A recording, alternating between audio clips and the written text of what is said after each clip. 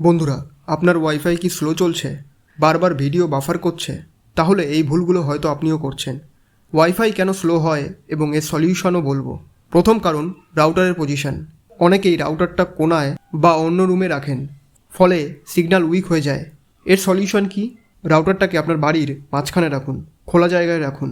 Second হলো, একসাথে অনেক device connected, mobile, TV, laptop সব একসাথে চললে স্পিড অটোমেটিক্যালি কমে যায়।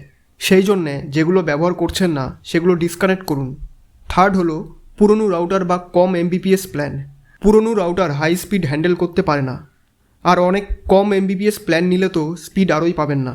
এর সলিউশন হলো মিনিমাম 50 বা 100 এমবিপিএসের প্ল্যান নিন আর ডুয়েল ব্যান্ড রাউটার ব্যবহার করুন।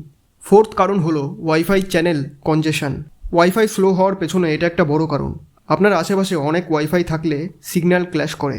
এর সলিউশন হলো রাউটার সেটিংস থেকে চ্যানেল চেঞ্জ করুন বা 5 গিগাহার্টজ ব্যান্ড ইউজ করুন।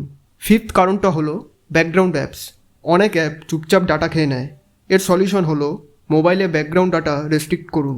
আরেকটা ইম্পর্টেন্ট টিপ, মাসে অন্তত একবার রাউটার রিস্টার্ট করুন আর মাঝে মাঝে রাউটারটা কিছু সময়ের জন্য বন্ধ রাখুন। এতে পারফরমেন্স অনেক ইমপ্রুভ হয়।